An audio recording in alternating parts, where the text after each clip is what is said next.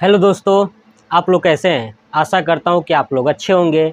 मैं पिछले वीडियो में फिजिक्स का सदिश और अदिश चैप्टर्स पढ़ा रहा था, यानी सेकेंड चैप्टर।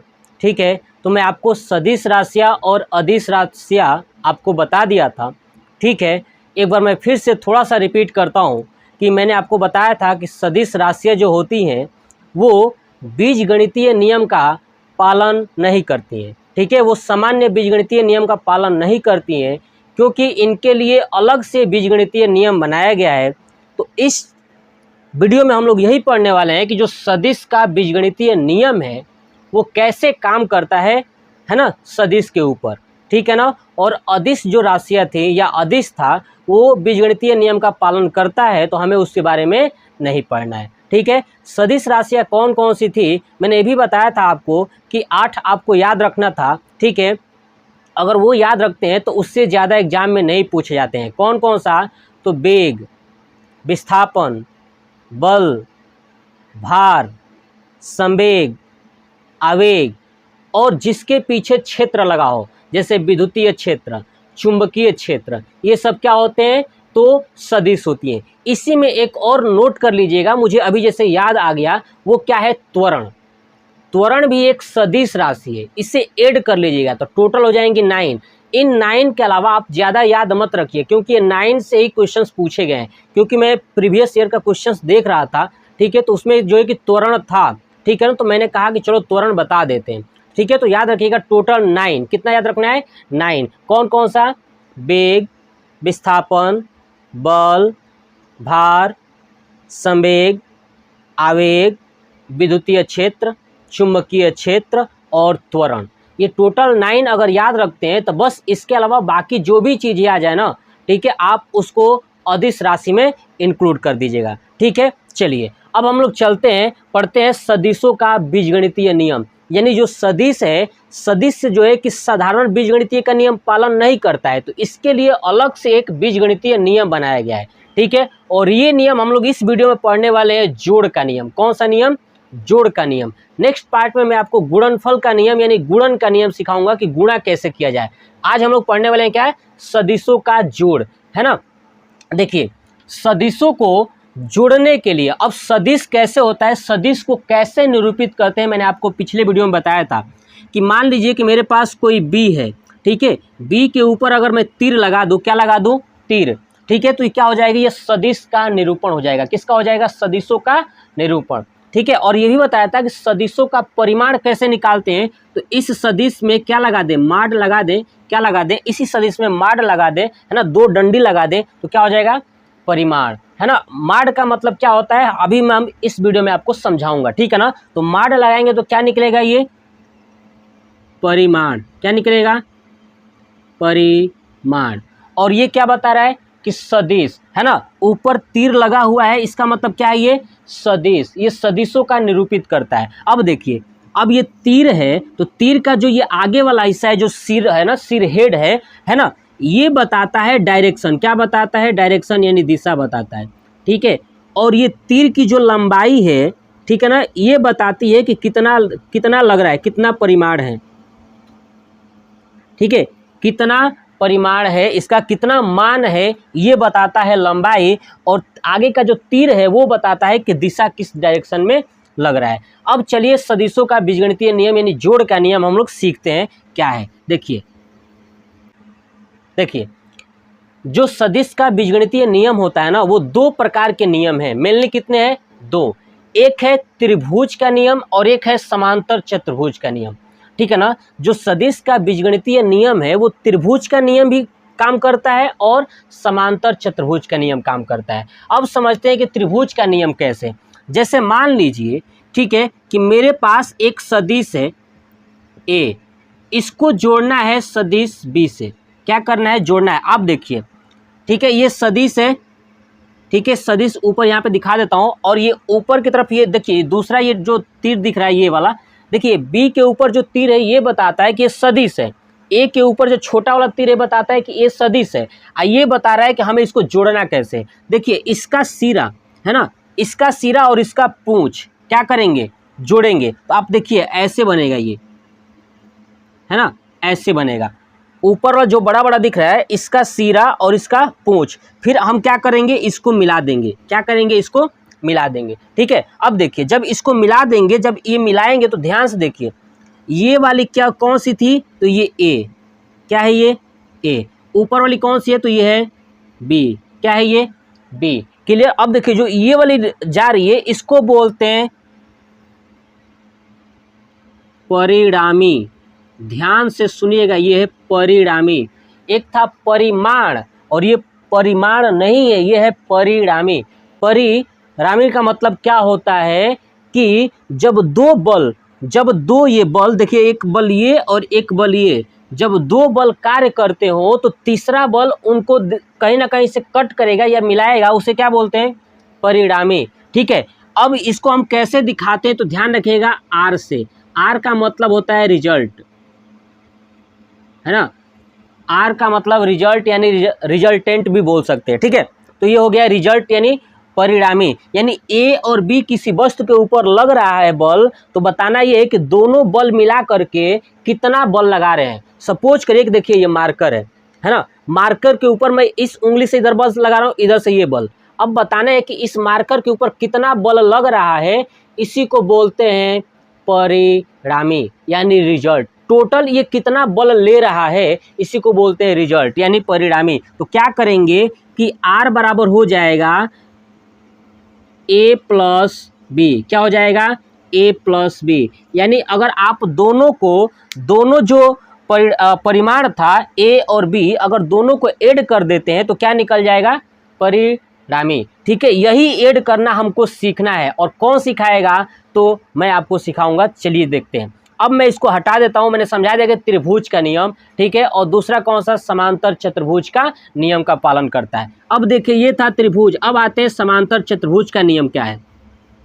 देखिए अब समझते हैं समांतर चतुर्भुज का नियम। अब समांतर चतुर्भुज आपने देखा होगा, चतुर्भुज समांतर चतुर्भुज। देखिए समांतर चतुर्भुज में लिखा है कि ऐसा चतुर्भुज जिनकी भुजाओं का अंतर समान हो। भुजाओं का अंतर क्या हो, समान हो, उसे हम बोलते हैं समांतर चतुर्भुज। देखिए मैं एक बना रहा हूँ चतुर्भुज, ये देखिए भुजा है एक और भुजा, इनके अंतर यानी इनके बीच की दूरी क्या है, बराबर है।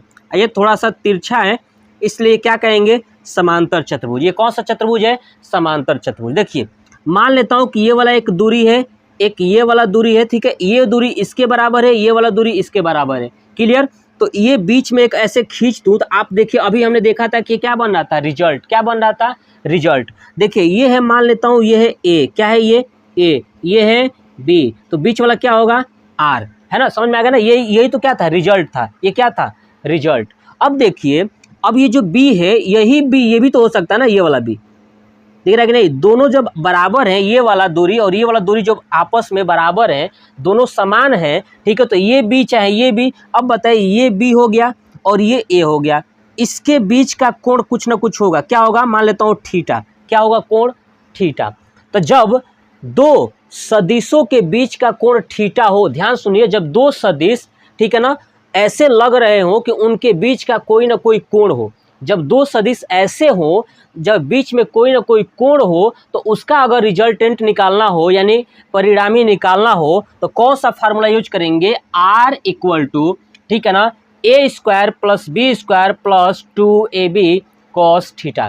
क्या निकालेंगे, R equal to A square plus B square plus 2ab cos theta. अब इसको जब भी आप निकालोगे तो ये वैल्यू हो जाएगी रूट के अंदर। कहाँ होगी, रूट के अंदर। अब आप देखिए, अब ये मैंने बता दिया कि क्या है। देखिए मान लीजिए कि मेरे पास दो जो है कि सदिश है, सदिश का परिमाण है। ठीक है ना, सदिश का परिमाण है। देखिए मान लीजिए कि एक ये है और एक ये है, ऐसे मैं कर देता हूँ। ये है ए और ये है बी। क्लियर, ये है ए और ये है बी। अब देखिए इसके बीच का कोण थीटा है। ठीक है, अब ध्यान सुनिए, मान लीजिए कि मार्कर है, मार्कर को कोई इंसान खींच रहा है। सपोज करिए कि मार्कर है, यहाँ पे मान लीजिए कि वस्तु है, ऐसे समझिए कि ये वस्तु है। ठीक है, ये वस्तु है। ठीक है, ये ऑब्जेक्ट है। इस ऑब्जेक्ट को ए परिमाण से कोई उधर खींच रहा है, सीधे खींच रहा है, और कोई ये ऊपर की तरफ खींच रहा है। अब बताइए कि ये वस्तु किधर जाएगी। ये वस्तु को खींचने वाला इंसान एक फ्लैट खींच रहा है और एक ऊपर की तरफ खींच रहा है, तो बताइए कि ये वस्तु जाएगी किधर।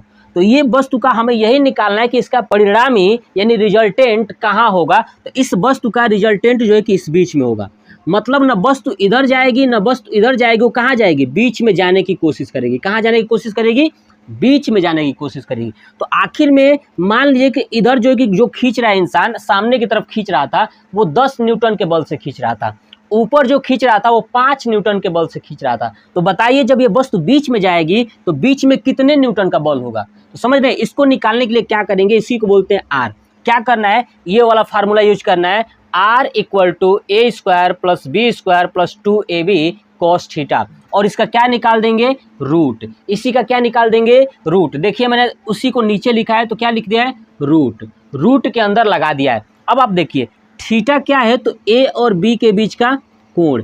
ए और बी के बीच का कोण है कि दो पर्सन अगर उस वस्तु को खींच रहे हैं तो कितने एंगल पे खींच रहे हैं, वो ए और बी का कोण है। क्लियर। अब देखिए आप सोचिए कि इस वस्तु को खींचने का तरीका क्या हो सकता है। मान लीजिए कि मेरे पास वस्तु है, हो सकता है अगर एक कोई वस्तु ए व्यक्ति इधर खींच रहा है तो बी वाला भी हो सकता है इधर ही डायरेक्शन में खींचे। नहीं, ये भी तो हो सकता है ना, अगर ए वाला ऐसे खींच रहा है तो बी वाला हो सकता है एकदम इसी डायरेक्शन में खींचे। या हो सकता है, ठीक है, कि हो सकता है कि अगर ये ए इस डायरेक्शन में खींच रहा है तो बी पीछे खींच सकता है ना। कंडीशन बहुत सारे हो सकते हैं। देखिए अगर ये वस्तु को ए इधर खींच रहा है तो बी इधर खींच सकता है। हो सकता है कि ए सीधे खींच रहा हो तो बी ऊपर की तरफ खींच रहा हो, कहीं भी खींचा जा सकता है। अब सोचिए तब जाके रिजल्टेंट अगर निकालना हो परिणामी तो कैसे निकालेंगे, इसी फार्मूले से निकालेंगे। कौन सा, R equal to A square plus B square plus 2ab cos theta. ठीक है, आर क्या है, तो ए प्लस बी और ए माइनस बी हो सकता है। अब कहेंगे ए माइनस बी कैसे, सोचिए।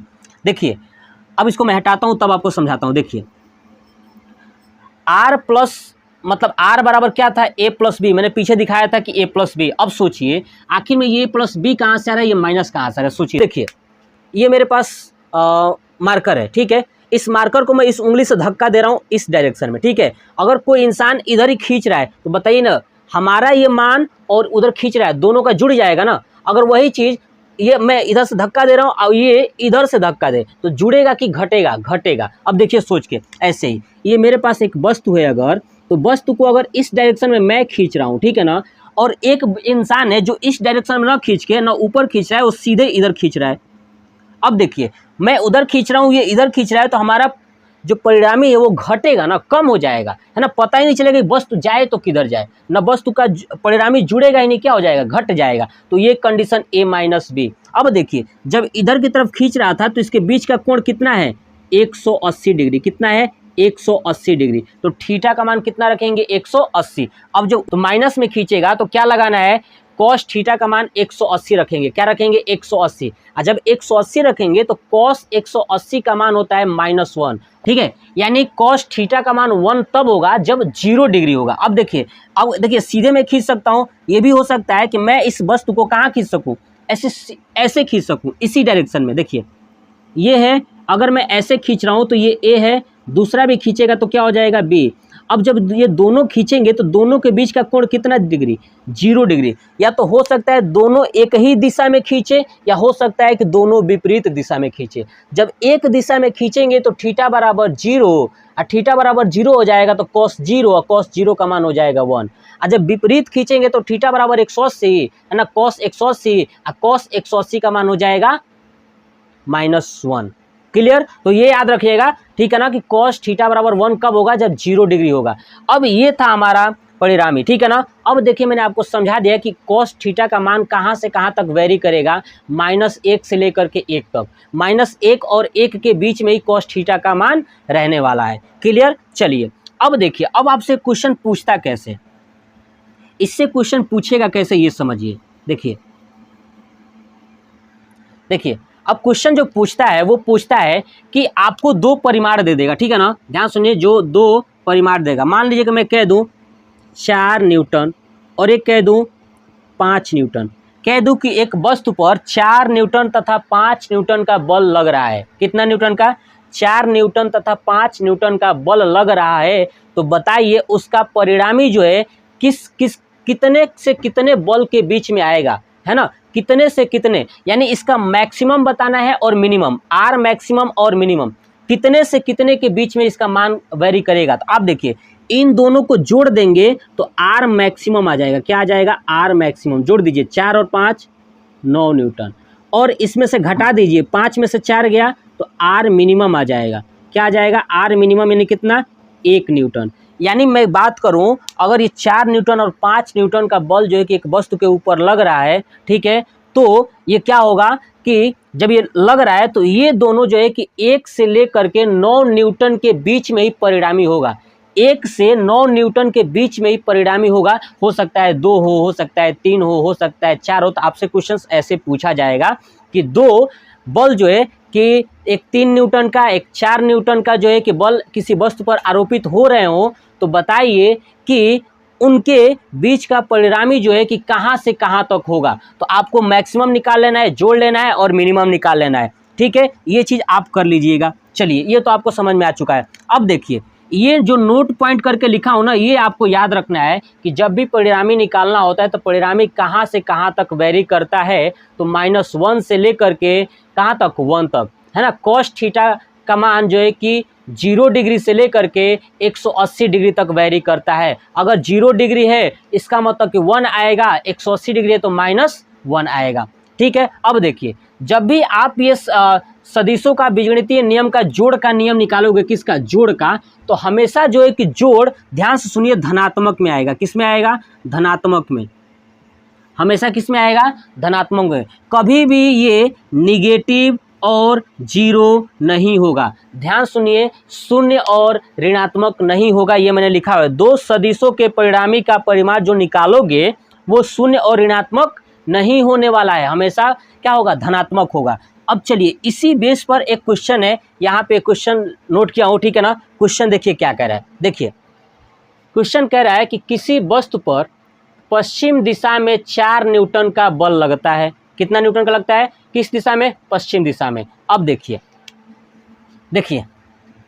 ये मेरे पास एक वस्तु है, ठीक है। कह रहा है किसी वस्तु पर पश्चिम दिशा में 4 न्यूटन। अब देखिए ये है पश्चिम दिशा, इसमें कितना लग रहा है?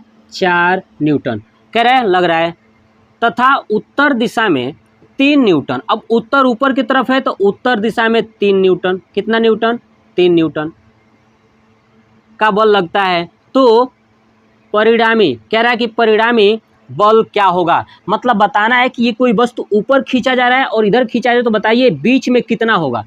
बीच में यानी आर पूछा है। अब आप बताइए, अगर ये पूछा होता बताइए कि आर का मान किसके किसके बीच में रहेगा, तो मैक्सिमम निकालते और मिनिमम निकालते। तो 4 3 7 और 4 - 3 यानी 1 और 7 के बीच में रहेगा। लेकिन पूछा है एग्जैक्ट बताइए कितना होगा, ये हम कैसे निकालेंगे। तो मैंने आपको अभी दिखाया था ये फार्मूला एग्जैक्ट निकालने के लिए, R = a² + b² + 2ab cos theta. चलिए अब निकालना है a² + b² + 2ab cos theta. उसके बाद क्या निकाल देंगे? Square root. अब देखिए ये दोनों के बीच का कोण कितना है? 90 डिग्री। 90 डिग्री है तो चलिए क्या रखेंगे? cos 90 डिग्री का मान रखेंगे। चलिए देखिए अब यहाँ पे फार्मूला हमारे पास प्लस वाला है। क्यों प्लस वाला है? देखिए ये दोनों ऊपर की तरफ है, ये नीचे की तरफ है। तो मैंने बताया इसको रखिए, इस फार्मूले को रखिए। क्या है? a² r बराबर क्या होता है? a² + b² + 2ab cos theta. ठीक है, ये फार्मूला है, आपको याद ही रखना है। उसके बाद क्या निकाल देंगे? इसका स्क्वायर रूट, है ना। इसका क्या निकाल देना है? Square root. अब देखिए ए क्या है? तो ये देखो कितना है? 4 न्यूटन। बी क्या है? 3 न्यूटन। रखिए यहाँ पे रखेंगे 4 का स्क्वायर + 3 का स्क्वायर + 2 4 3 cos। अब देखिए थीटा देखिए ना, इन दोनों बल के बीच में 90 डिग्री का कोण है। क्यों 90 डिग्री का कोण है? ये कहा है क्वेश्चन में कि एक बल जो है कि पश्चिम दिशा की तरफ है और दूसरा उत्तर। अगर पश्चिम दिशा है एक उत्तर दिशा है तो दोनों के बीच में देखिए ना 90 डिग्री होगा। यही लॉजिक समझना है। तो cos 90। अब देखिए cos 90 का मान होता है 0। क्या होता है? 0। तो अगर 0 रखेंगे तो ये पूरी वैल्यू क्या हो जाएगी? 0। तो क्या बचेगा इधर? 16 + 9 यानी कितना आएगा? रूट में 25 बाहर निकलेगा तो कितना आएगा?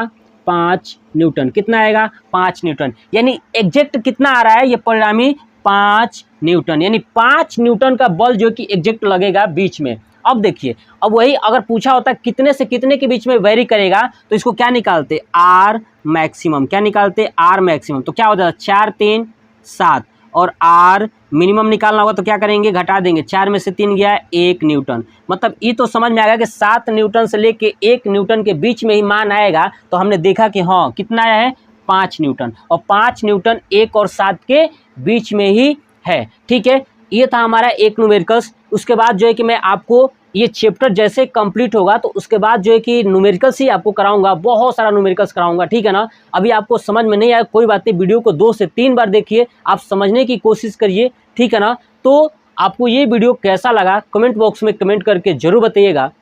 जय हिंद, जय भारत, वंदे मातरम।